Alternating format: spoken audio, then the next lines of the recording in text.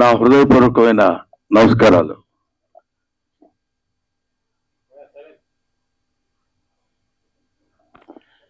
ఈరోజు నేను ముఖ్యంగా ఇక్కడికి రావడానికి రీజన్ ఏంటంటే, ఈ సినిమా చూడటానికి కూడా రావడానికి రీజన్ ఒకటి ఉంది, ఒక కారణం. అదేంటంటే, పూర్వ ఆశ్రమంలో నేను లెక్చరర్గా పనిచేశా.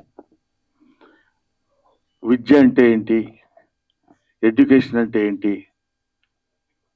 ఎందుకు మనం చదువుకోవాలి, ఎలా చదువుకోవాలి అని తెలుసుకున్నాను. తెలుసుకున్న తర్వాత అధ్యాపకుడు అయిన తర్వాత, అది విద్యార్థి దశలో ఉన్నప్పుడు తెలుసుకుని అధ్యాపకుడు అయిన తర్వాత విద్య ఎలా చెప్పాలి, ఎలా చెప్తే పిల్లలు అనే భావంతో కొంతకాలం అధ్యాపకుడిగా పనిచేశాను. దాని తర్వాత భగవంతుడి ఆశీస్సుల వల్ల, ఆయన నిర్ణయం వల్ల నేను ఈ సినిమా ఇండస్ట్రీకి వచ్చి సినిమా నటుడయ్యాను, అందున హాస్య నటుడయ్యాను. ఈ పాయింట్ ఎందుకు చెప్తున్నానంటే, యూనివర్సిటీ అనే పేరు, అసలు యూనివర్సిటీ అంటే ఏంటి? యూనివర్స్ అంటే విశ్వం. విశ్వం అంటే అన్ని గోళాలతోటి, అన్ని ఖగోళ శాస్త్రానికి సంబంధించినటువంటి ఈ మొత్తం ఒక భూమి అనేటువంటి గ్రహమే కాకుండా విశ్వాంతరాళాల్లో ఉన్నటువంటి గ్రహాలన్నిటికీ సంబంధించినటువంటి జ్ఞానాన్ని నేర్పేటువంటిది ఆలయం, విద్యాలయం. అదే విశ్వవిద్యాలయం, అదే యూనివర్సిటీ. అటువంటి యూనివర్సిటీ అనేటువంటి పేరుని ఇప్పుడు ఎటువంటి విశ్వవిద్యాలయాలు అయ్యాయి అని చెప్పడానికి ఎంతో ఎంతో కృషి చేసి, దానిలో రీసెర్చ్ చేసి, మనందరికీ అందులో జరుగుతున్నటువంటి అవినీతిని, అప్పట్లో మనకు విశ్వవిద్యాలయాలంటే కాశీ విశ్వవిద్యాలయం అని పెద్ద పేరు, బెనారస్ యూనివర్సిటీ అని. ఎక్కడెక్కడి నుంచో అన్ని దేశాల నుంచి మన దేశం వచ్చి చదువుకుని వెళ్ళిపోయేవాళ్ళు. అంటే జ్ఞాన సంపద ఉన్నటువంటి దేశం మంది.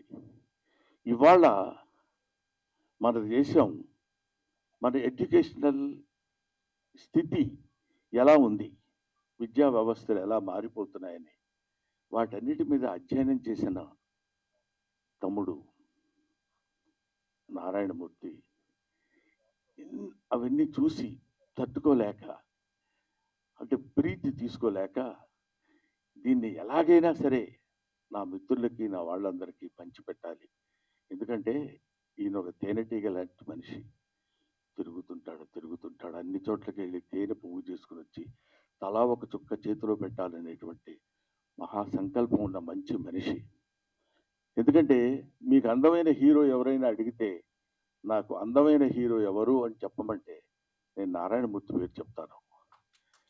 అందం అంటే ఇక్కడ glamour, 6 feet height, curling hair, బ్రహ్మాండమైన ఇది, ఆ తర్వాత మంచి డ్రెస్సింగ్, అలాంటి అందం కాదు. మదర్ తెరిసాని, మీకు అందమైన వ్యక్తి ఎవరమ్మా, ఎవరు మీకు అందంగా కనిపిస్తారని అడిగితే, ఎవరి మనసుల్లో సేవాభావం ఉంటుందో, ఎవరి కళ్ళలో దయాగుణం ఉంటుందో ఆ వ్యక్తి, ఆ జీవి అందమైంది అని చెప్పింది.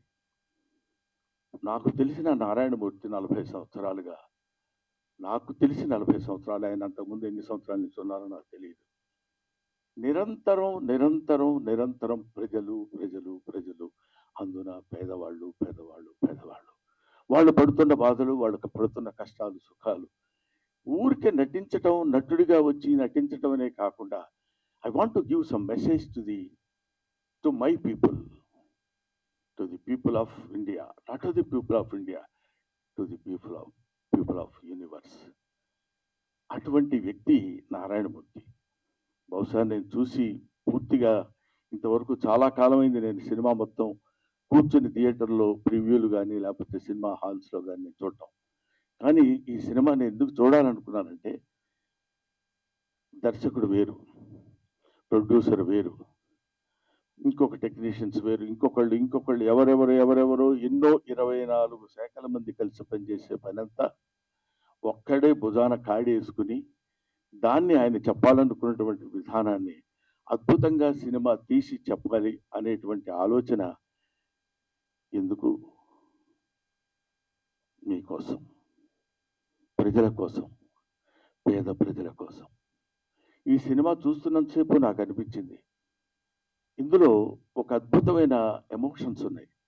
తండ్రి కూతురు, తండ్రి కొడుకు, ఆ తండ్రి చదివించి ఆ తండ్రి చేసినటువంటి త్యాగం, ఆ తండ్రి కోసం కొడుకు చేసినటువంటి త్యాగం, ఇలాంటి ఎమోషన్స్, ఆల్ ఎమోషన్స్ ఒక చోటికి తీసుకొచ్చి ఎంత దారుణంగా హ్యూమన్ ఎమోషన్స్తో ఆడుకుంటుంది వాళ్ళ ఈ సొసైటీ అని, అవినీతి బంధుప్రీతి చీకటి బజారు అలుముకున్న ఈ దేశం ఎటు దిగజారు అన్నాడు శ్రీశ్రీ 50 ఏళ్ల క్రితం అనుకుంటా.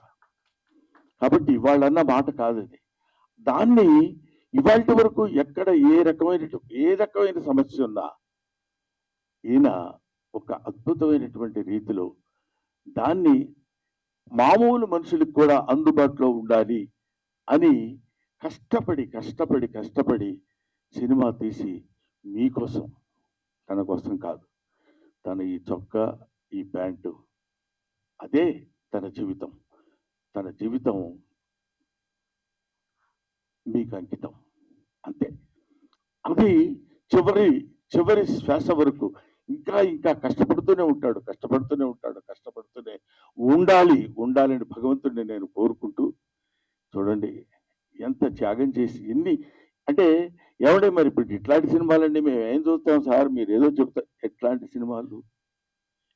ఇదేమి నిజానికి దూరంగా ఉన్న సినిమా కాదు, ఇల్యూజన్లో ఉన్న సినిమా కాదు, ఊహించుకున్న ఒక అందమైన అద్భుతమైనటువంటి సుందరాంగి సినిమా కాదు. హాయిగా తలారా స్నానం చేసి వచ్చి ఒక నేత చీర కట్టుకున్న స్త్రీలా ఉన్న సినిమా ఇది, ఒక అందమైన స్త్రీలా ఉన్న సినిమా. అందులో నిజాలుంటాయి, వెతుక్కోండి. అందులో బూతులుండవు, జీవితపు లోతులుంటాయి. చూడండి, వెతుక్కోండి, బావిలో బకెట్ వేసి తోడుకోండి. ఒక్కొక్కడు పడుతున్న బాధ చూడు. కొన్ని డైలాగ్స్ అందులో చెప్తున్నప్పుడు నేను వింటే, ఒరే పెద్ద వాళ్ళకి కావాల్స్తే నాది కిడ్నీ కాదురా, ఇంకా చాలా ఉన్నాయి, అవన్నీ అమ్మొచ్చు. పెద్దోళ్ళకి కావాలనుకోరా, బోళ్ళంత డబ్బు పెట్టుకుంటారు. ఏమిటా మాటలు! ఎంత అద్భుతంగా ఇలాంటి సినిమాలు తీస్తున్న వాళ్ళని, ఇలాంటి సినిమాల కోసం పరితపిస్తున్న వాళ్ళని, సినిమా కోసం తీసి, art is for the sake of people, not art is for the sake of our selves. మన కోసం కాదు, డబ్బు కోసం కాదు. సినిమా తీస్తే సినిమాలో ఒక అంతరార్థం ఉండాలి, ఒక మెసేజ్ ఉండాలి అని నమ్మిన దాన్ని 100కి 100 పాళ్ళు ఆచరిస్తూ ఇంత అద్భుతమైన సినిమా తీసిన, యూనివర్సిటీ అయిన సినిమా తీసిన నారాయణమూర్తి. ఈ సినిమా మీరు చూడండి, చూసి ఆనందించండి అనే పదం నేను చెప్పలేను. చూసి అర్థం చేసుకోండి, చూసి ఆచరించండి. నారాయణమూర్తి లాంటి మంచితనం, మానవత్వం పరిమళించిన నారాయణమూర్తిని ఆశీర్వదించండి. మీ ఆశీస్సులతోటి ఇంకా అద్భుతమైన సినిమాలు, ఇంకా ఎన్నో సమస్యల్ని బయటికి లాగి, ఈ సినిమా చూస్తుండగానే ఇంకో సినిమా, ఇంకో ప్రాబ్లం, ఇంకో సమస్యలు 1 కాదు 2 కాదు. వివేకానందుడు అంటాడు, man is nothing but the combination of flesh and blood, is the combination of problems. సమస్యలన్నిటి ఒక చోట పోతపోస్తుంది మనిషి. కాబట్టి he will solve some of his problems in his lifetime and he will leave the problems to his successors. They will take the problems, they will solve the problems and they will go away. But problem is unending chain. దాన్ని వేసుకుని, అదే ఇందాక సినిమాలో కూడా ఒక సంభాషణలో చోట చెప్తాడు, పిల్లలందరూ యేసు ప్రభువులు అంటే యేసు క్రీస్తు సిలువను మోసినట్టు ఆ పుస్తకాల బరువు మోసుకుంటూ వెళుతున్నాడని, సమాజం బరువు మొత్తాన్ని భుజానేసుకుని మొయ్యాలి అనేటువంటి బాధతోటి, భావనతోటి, ఆలోచనతోటి మీ ముందుకొచ్చి మీకు సినిమాలు చూపించి ఆ సినిమా బాగుందని నలుగురు మెచ్చుకుంటే ఆనందపడి అదే ఆనందంతో ఆ చప్పట్లే కదరా ఆకలిగా ఉన్న కళాజీవికి పంచపక్ష ప్రమాణాలు అంటాడు.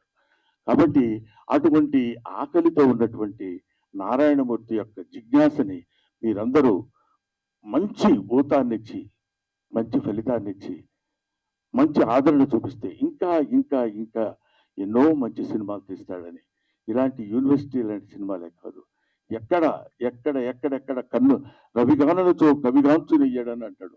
సూర్యుడు కనిపించినటువంటి ప్రదేశాల్లో కూడా వెళ్ళి నిజంగా ఆ సినిమాలో చెప్తుంటే పేపర్ లీకేజ్ మామూలు విషయం అది. అబ్బా, అలాంటి పేపర్ లీక్ చదువు సంధ్య లేని నిజంగా ఆ పేపర్ రాయటం వల్ల వాడికి ఉద్యోగం వస్తుందనేమో కానీ అందులో చోట చెప్తాడు వాడికి డాక్టరీ వృత్తి రాదు, వైద్యం చేస్తాడు. బిల్డింగులు కట్టడం రాదు, ప్రాజెక్టు కట్టడం రాదు, ఇంజనీర్ అవుతాడు. ఏమైపోతుంది?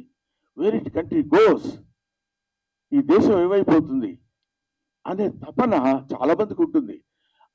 ఏముందిలే, మనం ఏం చేయగలిగింది ఏముంది, అది చేయాలనుకుంటే ఎవరో ఆ టైం కూర్చొని చేస్తాడు, లేకపోతే లేదండి. ప్రతి వాళ్ళు చేతులు కట్టుకొని ఉంటారు.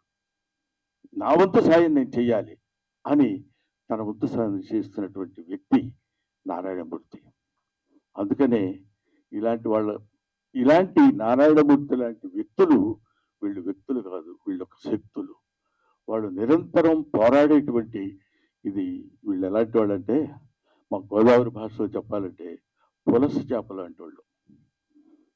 పులస చేపకి చాలా వాల్యూ ఉంటుంది, విపరీతమైన ఖర్చు అంత రేటు ఉంటుంది. ఎందుకు ఉంటుందంటే ఒకసారి ఒళ్ళంతా గగ్గు పొడిచేది పాపం. అయ్యో అమ్మాయి చచ్చిపోయింది, అయ్యో వాడిని అలా చంపేశారే, అయ్యో వీడిని ఇలా అని వీళ్ళ అకృత్య విన్యాసాలకి బలైపోయినటువంటి బస్సులు ఎంతోమంది మహానుభావులు, పిల్లలు, పసివాళ్ళు ఉన్నారే.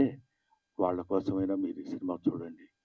మీరు ఒక్క ఆలోచన, అబ్బా నిజమే కదా, మనం కూడా ఇలా ఉండకూడదు. చూడండి, తండ్రి రాని వీడు మాస్టారు సారీ చెప్తారు, మీరు సారీ కాదు, మీరు సారీ చెప్పి వెళ్ళిపోతే కుదరదండి అని ఆయన చేత డైలాగ్ చూపిస్తారు ఒక తండ్రి చేత. ఫంటాస్టిక్. ఏమైనా ఇటువంటి అద్భుతమైనటువంటి సినిమాలు ఇంకా ఇంకా ఎన్నో భవిష్యత్తులో నారాయణమూర్తి గారు తీసి ఆయన మీ ఆశీస్సులు పొంది చిరస్థాయిగా ఉండిపోవాలని మనస్ఫూర్తిగా నేను కోరుకుంటూ,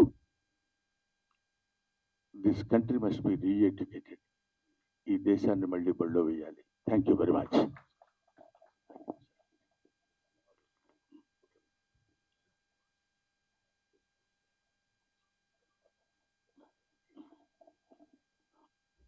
ఆ తర్వాత నారాయణమూర్తి గారు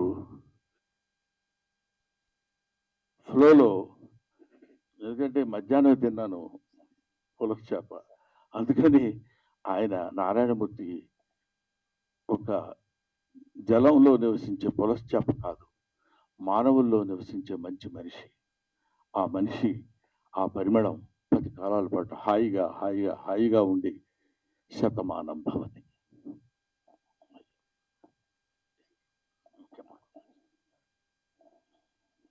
మీ ఆశీర్వాదానికి వందనాలు సార్.